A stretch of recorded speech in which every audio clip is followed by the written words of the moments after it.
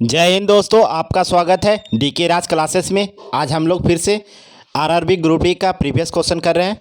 आइए मेरे चैनल को लाइक करें, शेयर करें, सब्सक्राइब करें, तो बेल आइकन को प्रेस कर ले, ताकि जो भी वीडियो हम लोड करें आपके पास नोटिफिकेशन चली जाए।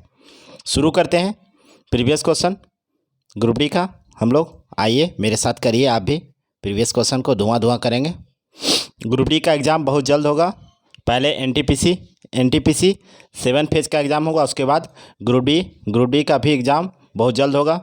देखिए जुलाई लास्ट तक होने का संभावना है, या जुलाई में शुरू होने का पूरी संभावना है। शुरू करते हैं क्वेश्चन को।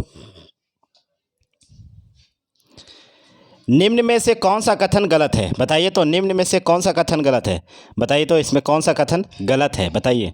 बल एक युग्म होता है, ये सही है। वियुक्त बल मौजूद नहीं होता है, सही है, बात है, अकेले का अलग नहीं होता है। क्रिया और प्रतिक्रिया बल भिन्न भिन्न पिंड पर लगते हैं, बहुत सही है। क्रिया और प्रतिक्रिया बल समान पिंड पर लगते हैं, ये गलत है। समान पिंड पर नहीं लगते हैं, बल्कि भिन्न भिन्न पिंड, अलग अलग पिंड पर लगते हैं, है ना। यही तो न्यूटन का तीसरा नियम होता है। इसका ऑप्शन हो जाएगा क्या, बी हो जाएगा। इसका ऑप्शन क्या हो जाएगा, ऑप्शन क्या हो जाएगा, बी हो जाएगा। क्रिया और प्रतिक्रिया बल समान पिंड पर नहीं लगता, बल्कि भिन्न भिन्न पिंड पर लगता है ना। आगे चलते हैं, इसी में ज़रा धुआं करते हैं इसका ज़रा करते हैं, इसका करते हैं ज़रा। बल आघूर्ण का मात्रक क्या है, न्यूटन मीटर होता है। बल आघूर्ण का ऐसे मात्रक है ना। बल आघूर्ण किस पर, बल आघूर्ण का उदाहरण बताइए। जैसे पानी का नल को खोलना, गाड़ी के स्ट्रिंग, इसी दाम पर काम आता है ना। बल का ऐसा मात्रक क्या होता है, बल का ऐसा मात्रक न्यूटन। भार का ऐसा मात्रक क्या होता है, ये भी न्यूटन होता है। आगे चलते हैं, अगला क्वेश्चन करते हैं, उसके बाद देखते हैं। निम्न में से कौन सा बीजाणु निर्माण द्वारा उत्पन्न होता है बताइए। तो कौन होता है उत्पन्न, राइजोपस होता है ना, राइजोपस होता है ना, राइजोपस होता है जो बीजाणु द्वारा उत्पन्न होता है। यह बिहार एसआई के पीटी में पूछा गया था क्वेश्चन, डायरेक्ट यही क्वेश्चन आया था, डायरेक्ट क्वेश्चन आया था यहीं से, बिहार एसआई में पूछा गया था क्वेश्चन। इसमें करते हैं जरा व्याख्या। राइजोपस है ना। हाइड्रा किस वर्ग से आता है, हाइड्रा किस वर्ग से आता है। हाइड्रा आता है सिलीटेंटो वर्ग से, सिलीटेंटो संघ से आता है, सिलीटेंटो से। इसका पूंजनन या विखंडन द्वारा क्या करता है, प्रजनन करता है। ये प्रजनन करता है, टूटता है ना, आता है इस संघ से। पैलिनेरिया किस संघ से आता है, पैलिनेरिया किस संघ से आता है, प्लेटी हेलिरिथ संघ से आता है, प्लेटी हेलिरिथ संघ से आता है। आगे चलते हैं, अगला क्वेश्चन इसी में करते हैं। जोक और केचुआ किस वर्ग से आता है, जोक और केचुआ बहुत बार पूछा जाता है। जोक और केचुआ किससे आता है, एनिलिडा वर्ग से। जैसे पूछा जाता है झींगा मछली किस वर्ग से आता है, आर्थ्रोपोडा। आर्थ्रोपोडा में कौन कौन आता है, बिच्छू, मकड़ी, मक्खी, मधुमक्खी, टिड्डा, केकड़ा, तिलचट्टा, तितली, ये सब आता है आर्थ्रोपोडा। सबसे बड़ा संघ क्या है, सबसे बड़ा संघ, जीव का सबसे बड़ा संघ आर्थ्रोपोडा। दूसरा क्या है, मोलास्का में कौन कौन आता है, ऑक्टोपस आता है, बहुत बार पूछा गया है। ऑक्टोपस आता है, घेंघा आता है, सिपिया आता है, ये सब आता है किस में, मोलास्का वर्ग में आता है ना। एनिलिडा और मोलास्का के बीच की कड़ी को क्या कहते हैं, एनिलिडा और मोलास्का के बीच के समूह को नियोपिलियोलिन कहा जाता है, बीच की कड़ी को। समुद्री घोड़ा क्या है, समुद्री घोड़ा एक प्रकार का क्या है, मछली है, याद रखिएगा। समुद्री घोड़ा, ये बिहार एसआई में पूछा गया था, बिहार एसआई में पूछा गया था, है ना, बिहार एसआई में। आगे चलते हैं फर्स्ट सिटिंग में, अगला क्वेश्चन करते हैं अब। दिए गए विकल्प में निम्नलिखित में से कथन के लिए सही विकल्प का प्रयोग करके रिक्त स्थान को भरें। ... एक सही मछली है, आगे एक सही मछली, बताइए कौन सा सही मछली, डॉग फिश एक प्रकार का मछली है, कैटल फिश नहीं है। कैटल फिश किससे आता है जानते हैं, मोलास्का वर्ग से आता है, ये मोलास्का वर्ग से आता है। मोलास्का ये मत्स्य वर्ग से ही आता है। जेली फिश किससे आता है, जेली फिश आता है यही हाइड्रा वर्ग से आता है। सेलिटेंडो वर्ग से आता है, हाइड्रा जिसमें आता है उसमें आता है। स्टार फिश किस में आता है, स्टार फिश इक्विनोडोर्मेटा में आता है ना, इसमें आता है। पूछा गया क्वेश्चन बिहार एसआई में। आगे चलते हैं, अगला क्वेश्चन करते हैं, आइए मेरे साथ करिए अभी। अगला क्वेश्चन करते हैं।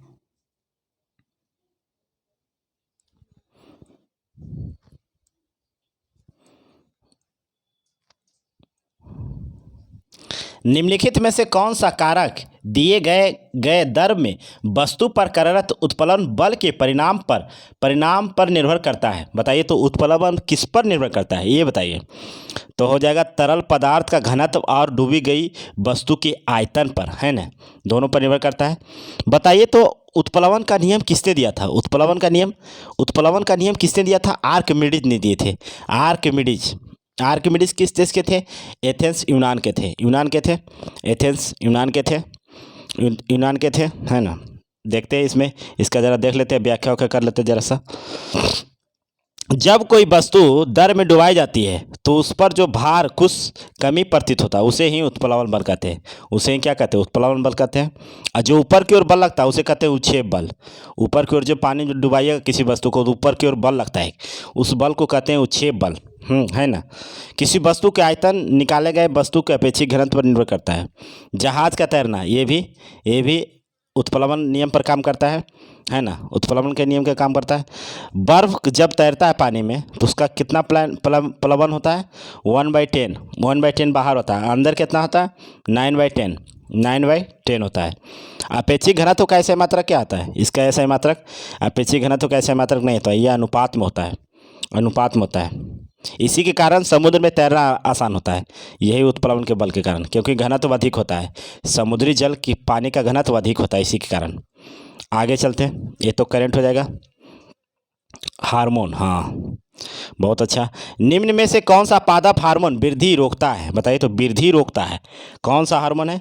एब्सिसिक अम्ल, एब्सिसिक एसिड, है ना, ये रोकता है, वृद्धि को रोकता है ना, वृद्धि को रोकता है। पहले व्याख्या करते हैं साइटोकाइनिन। साइटोकाइनिन की खोज किसने की थी? साइटोकाइनिन की खोज मिलर ने किया था। किसने किया था? मिलर ने। तथा इसका नाम साइटोकाइनिन किसने दिया था? ये दिए थे लियाम ने दिए थे नाम, और खोज किए थे मिलर, है ना। ये है, इसका प्रमुख कार्य है रंध्र को खोलने का काम, रंध्र स्टोमेटा का खोलने का काम करता है ना। इसमें देखते हैं ऑक्सिन क्या करता है? ऑक्सिन है जो पहली बार ये घास पौधा में पाया गया था। पहली बार ये किस में खोजा गया था? घास पौधा में खोजा गया था। वैज्ञानिक जब खोज रहे थे इसको घास पौधा में खोजे थे, है ना। इसी के कारण, इसी ऑक्सिन हार्मोन के कारण कोई भी पौधा सूर्य की ओर झुकता है। किस हार्मोन के कारण? ऑक्सिन हार्मोन का कारण। ऑक्सिन, जैसे में सूर्यमुखी देखते होंगे, जिधर सूर्य घूमते उधर जाते हैं सूर्यमुखी, इसी कारण झुकता है। आगे चलते हैं, इसमें अगला क्वेश्चन करते हैं हम लोग। अगला क्वेश्चन इसका क्या अगला क्वेश्चन इसमें करते हैं। आइए, अगला क्या है? अगला क्वेश्चन करते हैं इसमें। अगला क्वेश्चन क्या है? अगला है जेब्रेलिन को जरा सा देख लेते हैं। जेब्रेलिन की खोज किसने की थी? कुरोसावा ने किया था, है ना। कुरोसावा ने किया था। आगे चलते हैं, इसमें आगे देख लेते हैं। इसमें एक हार्मोन और होता है, एथिलीन, जो फल को पकाता है। ये गैसीय रूप में पाया जाता है। गैसीय रूप में कौन सा हार्मोन पाया जाता है? तो एथिलीन पाया जाता है, फल को पकाने में काम करता है। इसकी खोज की थी कारकर। आगे चलते हैं, अगला क्वेश्चन करते हैं। अब किस वैज्ञानिक ने पदार्थ की प्रकृति के बारे में बुनियादी सिद्धांत प्रदान किया था? बताइए तो किसने किए थे? कौन किए थे? बताइए तो इसमें कौन किए थे? जॉन डाल्टन ने किए थे। कौन किए थे? जॉन डाल्टन, जिसने परमाणु सिद्धांत दिए। परमाणु सिद्धांत को कब दिए थे जॉन डाल्टन ने? 1803 में। इन्होंने ही बताया था परमाणु अविभाज्य है। परमाणु क्या है? अविभाज्य है। लेकिन आधुनिक में क्या हो गया? आधुनिक खोज में पता चला परमाणु भाज्य है। आधुनिक खोज में क्या पता चला था? आधुनिक खोज में पता चला था परमाणु भाज्य है, जिसमें होते हैं 3 कण। कौन? इलेक्ट्रॉन, प्रोटॉन और न्यूट्रॉन। इलेक्ट्रॉन की खोज किसने की? थॉमसन ने। प्रोटॉन की खोज किसने की? गोल्डस्टीन तथा रदरफोर्ड ने। न्यूट्रॉन की खोज किसने की? 1932 में। किसने किया? चैडविक ने किया था। आधुनिक रसायन का जनक किसे माना जाता है? आधुनिक रसायन का जनक लेवोसियर को कहा जाता है। इसमें है जोसेफ प्रॉट ने कौन सा नियम दिया? निश्चित अनुपात का नियम इन्होंने दिया था। आगे चलते हैं, अगला क्वेश्चन करते हैं। ये तो करंट हो जाएगा। इसको जरा देख लेते हैं, धुआं धुआं कर लेते हैं। निम्नलिखित में से किसके संयोजन से सोल्डर बनता है? बताइए तो, किसके संयोजन से सोल्डर बनता है? बताइए, जल्दी बताइए, किसके संयोजन से सोल्डर बनता है? लेड और टिन, लेड और टिन। इसमें टिन कितना होता है? टिन होता है 67% और लेड कितना होता है? 33%, है ना, 33% होता है। अब जरा सा इसका व्याख्या कर लेते हैं, कौन कौन मिश्रण पूछा जाता है जो। बताइए, जर्मन सिल्वर, जर्मन सिल्वर में क्या क्या होता है? जर्मन सिल्वर में कॉपर होता है, जिंक होता है और टीन होता है, एसन होता है, कॉपर, जिंक और टीन। गन मेटल में क्या क्या मिला होता है? गन मेटल पूछ दे, गन मेटल, तो गन मेटल में क्या क्या होता है? इसमें कॉपर, टीन और जिंक होता है, कॉपर, टीन और जिंक इसमें होता है। इसमें जर्मन सिल्वर निकल होता है, सॉरी, इसमें निकल होता है, निकल, टीन नहीं, निकल होता है। और बेल धातु में क्या क्या होता है? बेल धातु में कॉपर और क्या होता है? टीन होता है, कॉपर और टीन। एक क्वेश्चन आप पूछा गया था ग्रुप डी में, कंस्टेंटीन में, कंस्टेंटीन में क्या पाया जाता है? इसमें कॉपर और निकेल पाया जाता है, कॉपर और निकेल। पीतल में क्या पाया जाता है? पीतल में तांबा और जस्ता। कांसा में क्या पाया जाता है? कांस में क्या पाया जाता है? कांसा या कांस में कॉपर और टीन, कॉपर और टीन। कृत्रिम सोना में क्या पाया जाता है? कॉपर और एल्युमिनियम। और सी आ जाता है फिर डच धातु में क्या पाया जाता है? कॉपर और जस्ता। आगे चलते हैं, नाइक्रो में पूछा जाता है कितने प्रकार के मिश्रण पाया जाता है? नाइक्रो में 4 प्रकार के पाया जाता है, 4 प्रकार के इसमें पूछा गया था ग्रुप डी में। इसमें निकेल होता है, लोहा होता है, क्रोमियम होता है और मैग्नीज होता है, मैग्नीशियम नहीं, मैग्नीज होता है। आगे चलते हैं, अगला क्वेश्चन करते हैं जरा सा। रवीश कुमार करेंट है ऐसे। रवीश कुमार किससे संबंधित है? एनडीटीवी से करेंट है, लेकिन कर दिए थे। आगे चलते हैं, उत्तल दर्पण की फोकस लंबाई होती है, क्या होती है? बताइए तो, उत्तल दर्पण की फोकस लंबाई क्या होती है? धनात्मक होगी, प्लस चार्ज होगा, धनात्मक होगी, है ना। अब जरा सा उत्तल दर्पण के बारे में जरा सा देख लेते हैं, उत्तल दर्पण के बारे में। उत्तल दर्पण कैसा दर्पण होता है? अपसारी दर्पण। कैसा दर्पण होता है? अपसारी दर्पण होता है। वह गोलीय दर्पण जिसकी भीतरी सतह पॉलिश एवं बाहरी सतह उभरी हो, उसे ही हम उत्तल दर्पण कहते हैं, है ना। और जिसे अपना चेहरा देखने में हमेशा छोटा दिखाई दे, ये भी या पृष्ठ दर्पण या रिव्यू मिरर में प्रयोग किया जाता है ना। इसका 3 स्थिति है। 3 स्थिति, वस्तु को कहाँ पर रखेंगे तो छवि कहाँ पर बनेगा, देख लेते हैं। तीन गो होता है इसका। अगर हम उत्तल दर्पण के धुर पर रखेंगे, धुर पर वस्तु को रख रहे हैं, तो प्रतिबिंब कहाँ बनेगा? धुर पर बनेगा। धुर पर रखेंगे, धुर पर बनेगा। कैसा बनेगा? आभासी बनेगा, सीधा बनेगा और कैसा बनेगा? बराबर बनेगा, बराबर। अगर ध्रुव एवं अनंत के बीच रखेंगे तो कहाँ पर बनेगा? दर्पण के पीछे बनेगा और ध्रुव एवं फोकस के बीच बनेगा। और कैसा बनेगा छवि? आभासी बनेगा। आभासी तो बनने, सीधा तो बनना, छोटा बनेगा। अगर अनंत पर रख दिए, अगर हम उत्तल दर्पण को अनंत पर रख दिए तो कहाँ पर बनेगा? तब बनेगा फोकस पर। और कैसा बनेगा? सबसे छोटा बनेगा यही। अनंत पर रखेंगे उत्तल दर्पण को तो सबसे छोटा छवि बनेगा। क्या बनेगा? सबसे छोटा छवि बनेगा। आगे चलते हैं, इसका प्रयोग कहाँ किया जाता है? इसका प्रयोग देखिए किया जाता है मोटर कार के साइड मिरर में, साइड मिरर में प्रयोग किया जाता है, रिव्यू मिरर में किया जाता है, पक्ष दर्पण में किया जाता है। और सोडियम लैंप जो रहता है जो चौराहा पर लगा रहता है, सोडियम लैंप में, इसमें भी उत्तल दर्पण का प्रयोग किया जाता है ना। उत्तल दर्पण का प्रयोग इतना जगह किया जाता है। आगे चलते हैं, अगला क्वेश्चन करते हैं हम लोग। अगला क्वेश्चन करते हैं, राष्ट्रीय आपातकाल के बाद सत्ता में आने वाली भारतीय राजनीतिक पार्टी कौन थी? वह थे जनता पार्टी के प्रधानमंत्री कौन बने थे? मोरारजी देसाई, जिसे भारत रत्न एवं पाकिस्तान का रत्न दोनों रत्न मिला इन्हें। सबसे अधिक उम्र में प्रधानमंत्री यही बने, लगभग 80 वर्ष में, है ना। राष्ट्रीय आपात किस अनुच्छेद में है? राष्ट्रीय आपात किस अनुच्छेद में? राष्ट्रीय आपात 352 में है। राष्ट्रपति शासन 356 में है।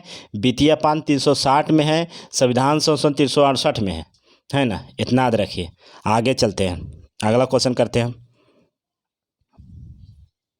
डॉट डॉट डॉट लाखों वर्ष से आदमी जीवों की कर्मिक परिवर्तन का अनुक्रम है, जिसके परिणाम स्वरूप नई प्रजाति का गठन होता है, उसे हम क्या कहते हैं? बताइए, उसे हम क्या कहते हैं? उसे हम क्रमगत उन्नति कहते हैं, क्रमगत उन्नति कहते हैं, है ना। अब जरा सा इसका व्याख्या कर लेते हैं। मानव, मानव का वैज्ञानिक नाम क्या है? Homo sapiens. क्या है? होमो सैपियंस, है ना, होमो सैपियंस। सर्वप्रथम जलीय जीव की उत्पत्ति हुई थी। किसकी उत्पत्ति हुई थी? जलीय जीव का उत्पत्ति हुआ था पृथ्वी पर। सबसे पहले किसका उत्पत्ति हुआ था? जलीय जीव का उत्पत्ति हुआ था, है ना। मानव का उत्पत्ति किस महादेश में माना जाता है? मानव उत्पत्ति का देन किस महादेश को माना जाता है? अफ्रीका महादेश को माना जाता है। ये भी ग्रुप डी में पूछा गया था, याद रखिएगा। कौन सा क्षेत्र है? नैरोबी क्षेत्र। नैरोबी वर्तमान में किसकी राजधानी है? केनिया की राजधानी है ना। वर्तमान में कौन सा पीढ़ी है मानव का? होमो सैपियंस, होमो सैपियंस पीढ़ी है। आगे चलते हैं, तो करेंट हो जाएगा। हाँ, ये क्वेश्चन करते हैं। अणु का गठन करने वाले परमाणुओं की संख्या को किस रूप में माना जाता है? किस रूप में कहा जाता है? परमाणुकता, परमाणुकता कहा जाता है ना, परमाणुकता कहा जाता है। कार्बन के परमाणु द्रव्यमान पर 1/12 पर मापा जाता है पूरा, है ना। वह छोटा सा कण जो रासायनिक भाग लेता है, रासायनिक क्रिया में भाग लेता है, परंतु स्वतंत्र अवस्था में नहीं रहता, उसे हम परमाणु कहते हैं। उसे क्या कहते हैं? उसे हम परमाणु कहते हैं।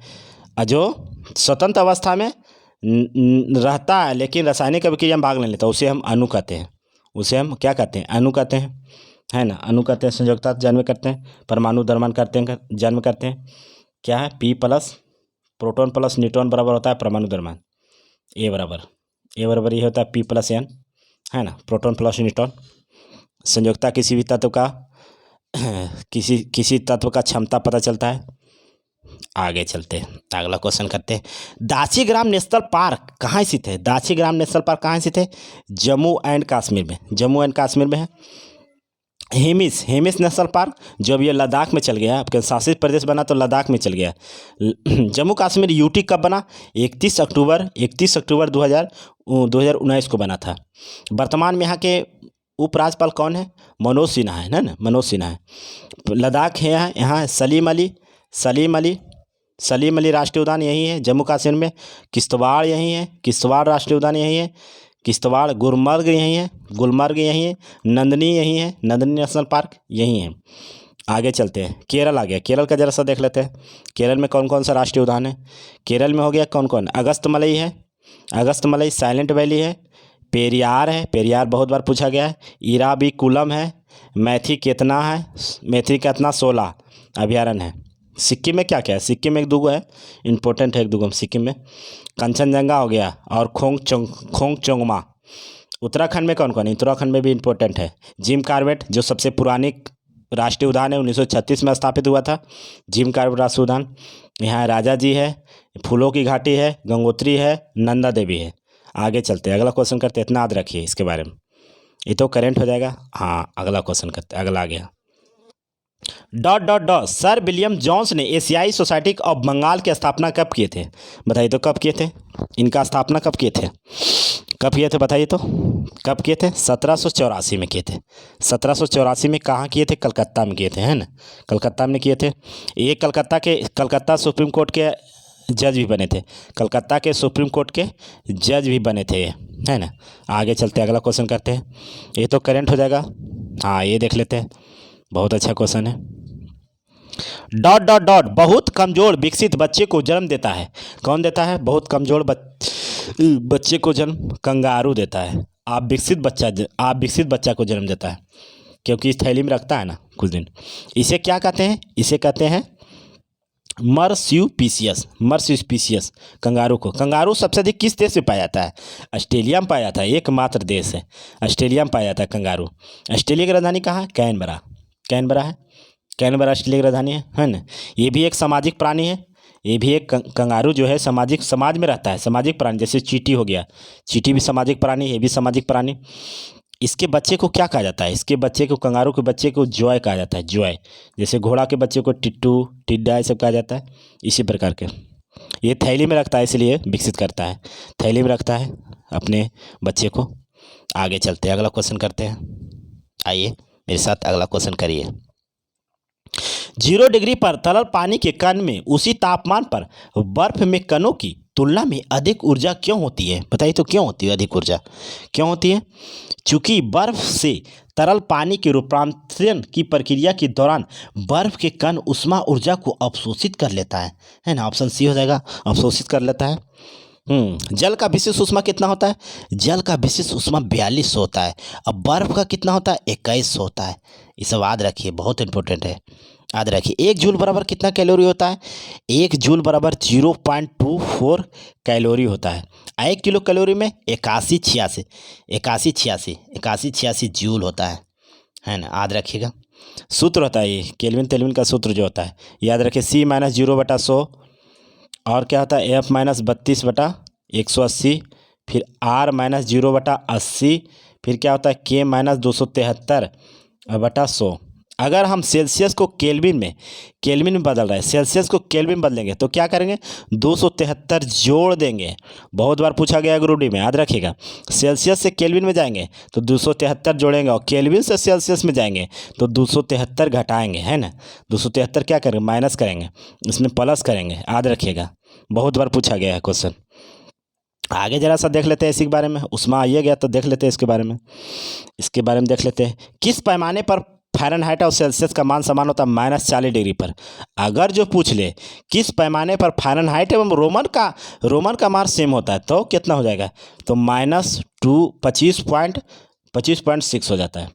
अगर सेल्सियस और केल्विन में पूछ ले तो कितना हो जाएगा? सेल्सियस फ़ारेनहाइट में पूछ ले तो कितना हो जाएगा? माइनस नहीं 574.25। आगे चलते, परम शून्य का मान कितना होता है? -273.15 डिग्री सेल्सियस, है ना। अगर विशिष्ट ऊष्मा का ऐसा मात्रक क्या होता है? विशिष्ट ऊष्मा का ऐसा मात्रक जूल प्रति किग्रा प्रति केल्विन, जूल प्रति केजी प्रति केल्विन। अगर गुप्त ऊष्मा का पूछ ले तो विशिष्ट ऊष्मा का हो गया। गुप्त ऊष्मा का पूछ ले तो जूल प्रति केजी, बस कुछ नहीं, जूल प्रति केजी। आगे चलते हैं, अगला क्वेश्चन करते हैं हम।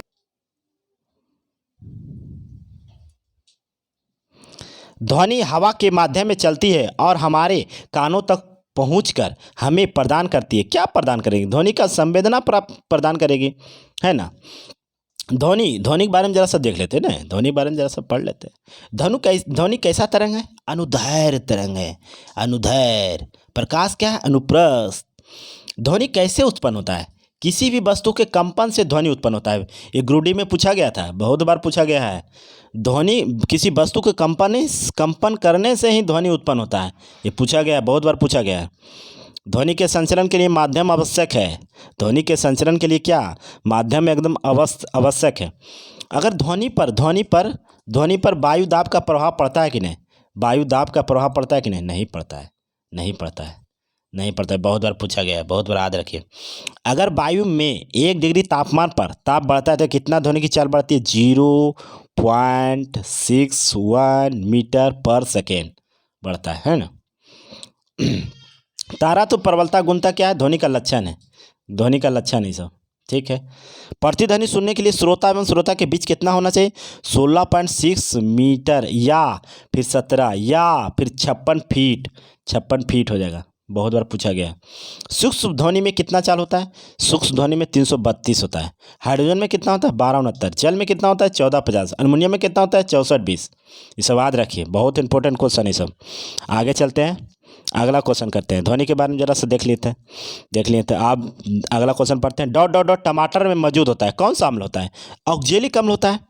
अब बताइए टार्टरिक में क्या क्या होता है? टार्टरिक किस में पाया जाता है? इमली और अंगूर में पाया जाता है। आगे चलते हैं। एस्कॉर्बिक एसिड ये आंवला में पाया जाता है, विटामिन सी आंवला में।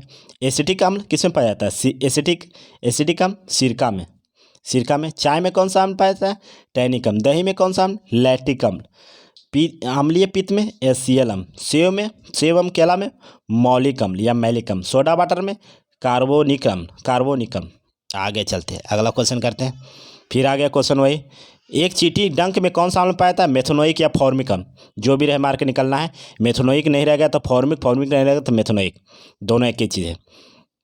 आगे चलते हैं, ये सब तो बताइए दिए हैं, काहे आगे करेंगे, आगे करते हैं, अगला क्वेश्चन करते हैं।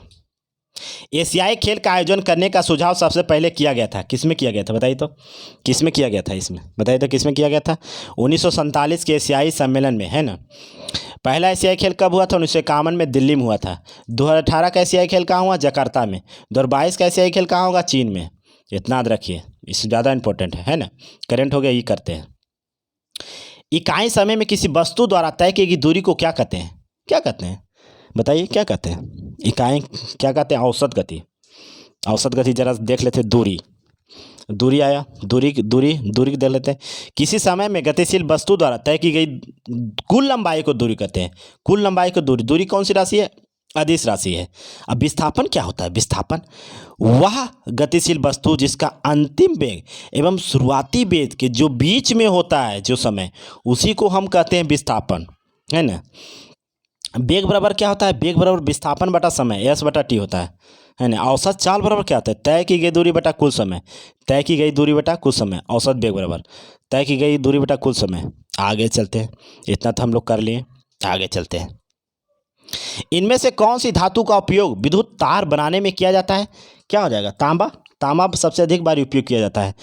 तांबा, तांबा का परमाणु संख्या कितना होता है? 29 होता है। या उत्कृष्ट धातु है, उत्कृष्ट धातु, सकर्मक धातु, मानव द्वारा प्रयोग किया गया पहला धातु तांबा, ये सब याद रखिए, है ना। विद्युत का चालक, है ना, उष्मा का चालक, तांबा का एक्स है क्यूप्राइट्स, पायराइट्स, मैलाकाइट, ये सब है। आगे चलते हैं, अगला क्वेश्चन करते हैं। मैग्नीशियम, मैग्नीशियम का परमाणु संख्या कितना है? मैग्नीशियम का 12, चांदी का कितना? 47, है ना, 47। आगे चलते हैं, अगला क्वेश्चन करते हैं, अगला क्वेश्चन करते हैं, अगला क्वेश्चन करते हैं, जरा सा अगला क्वेश्चन करते हैं, है ना, अगला क्वेश्चन करते हैं। आइए मेरे साथ करिए अभी। निम्न में से कौन सा सही है? बताइए तो कौन सा सही है?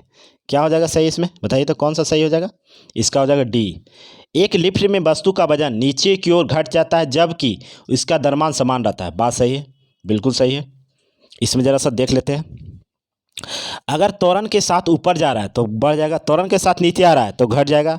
जब जब लिफ्ट की डोरी टूट जाए तो उसका भार क्या हो जाएगा? शून्य हो जाएगा। और जब लिफ्ट का त्वरण गुरुत्वीय त्वरण से अधिक हो जाए तो लिफ्ट पर बैठा व्यक्ति छत से जाकर टकरा जाएगा, छत से जाकर टकरा जाएगा, है ना। आगे चलते हैं, अगला क्वेश्चन करते हैं, अगला क्वेश्चन करते हैं। डॉट डॉट डॉट एक बड़ी हलचल हुई जिसमें ब्रिटिश शासन की नींव को हिलाकर रख दिया गया। ये अक्सर स्वतंत्रता का पहला युद्ध कहलाता है। वो कौन सा? 1857। 1857 का तत्कालीन कारण क्या था? तत्कालीन कारण था चर्बी वाला कारतूस, चर्बी वाला कारतूस। मंगल पांडे थे जो पहले क्रांतिकारी थे। यह किस छावनी में काम कर रहे थे? 34वीं एंटी रेजिमेंट में, बैरकपुर में काम कर रहे थे। मंगल पांडे थे कहाँ की? बलिया, उत्तर प्रदेश के थे, है ना। यह आंदोलन कब शुरू हुआ था? मेन रूप से 10 मई 1857 मेरठ से शुरू हुआ था। उसके बाद 11 मई को सब दिल्ली पहुंचा, मुगल बादशाह को नेता बनाया। इस समय इंग्लैंड के प्रधानमंत्री कौन थे? पमस्टन। गवर्नर जनरल भारत का कौन था? Lord Canning. ब्रिटेन की महारानी कौन थी? विक्टोरिया, है ना। प्रतीक चिन्ह क्या था? कमल और चपाती, जो रोटी कहा जाता है। कानपुर से नेतृत्व किसने किया था? नाना साहिब तात्या टोपे। लखनऊ से किसने किया था? बेगम हजरत महल। झांसी से किसने किया था? रानी लक्ष्मीबाई। जगदीशपुर से किसने किया था? कुंवर सिंह। इलाहाबाद से किसने किया था? लियाकत अली। बरेली से किसने किया था? खान बहादुर खां, है ना। आगे चलते हैं, इतना याद रखिए इसको। वंसदा राष्ट्रीय उद्यान कहाँ स्थित है? कहाँ है? गुजरात में। गुजरात में कौन कौन राष्ट्रीय उद्यान है? गिर राष्ट्रीय उद्यान है, ब्लैकबक राष्ट्रीय उद्यान है, मैरिन राष्ट्रीय उद्यान है, कच्छ राष्ट्रीय उद्यान है। असम में क्या क्या? मानस राष्ट्रीय उद्यान है, काजीरंगा है, नामेरी है, औरंगा है, डिब्रू सैखोवा है। अभी नया बना है रायमोना 6ठा बना है। और 7वां बना है कौन? देहिंग पटकुई 7वां बना है, 7वां बन गया असम का। पंजाब में कौन कौन है? पंजाब में एक है प्रमुख, अबोहर राष्ट्रीय उद्यान। उत्तराखंड में तो जानते हैं आप लोग, जिम कार्बेट, राजा जी, फूलों की घाटी, नंदा देवी, गंगोत्री। आगे चलते हैं, अगला क्वेश्चन करते हैं तो करेंट हो जाएगा। अगला क्वेश्चन करते हैं, है ना। किस स्थिति में एक अभिलंबित किरण आपतित किरण और परावर्तित किरण सभी एक ही सतह पर होते हैं। किस स्थिति में, बताइए तो, किस स्थिति में होते हैं? किस, आपतन तथा प्रवर्तन दोनों में होते हैं। आपतन तथा प्रवर्तन दोनों होते हैं, है ना। प्रवर्तन का डिस्कशन क्या होता है? प्रवर्तन का होता है प्रकाश के किरण चिकनी पीठ से टकराकर उसी मार्ग में लौट जाए, उसे क्या कहते हैं? प्रकाश का प्रवर्तन कहते हैं। अपवर्तन क्या कहते हैं? वह प्रकाश की किरण जिस माध्यम से गया उस माध्यम से वहाँ से विचलित हो जाती है। ये बिहार ऐसा में पूछा गया है, जहाँ से विचलित हो जाती है उसे अपवर्तन कहते हैं, है ना। अपवर्तन कहते हैं। आगे चलते इसका जरा सा उदाहरण देखते हैं। अपवर्तन का क्या क्या होता है? सूर्य उगने से पहले थोड़ा समय पहले दिखाई देना, सिक्का ऊपर दिखाई देना, पानी जो सिक्का है ऊपर, दर में डूबी वस्तु टेढ़ी दिखाई देना, इसके कारण है ना, सिक्का ऊपर दिखाई देना, तारे का टिमटिमाना, इतना इसमें अपवर्तन में है। प्रकाश के तंतु किस सिद्धांत पर काम करता है? पूर्णांतिक परिवर्तन। आकाश का रंग नीला, प्रकीर्णन। आकाश का रंग नीला, प्रकीर्णन, है ना, प्रकीर्णन के कारण होता है। आकाश का रंग नीला प्रकीर्णन के कारण होता है।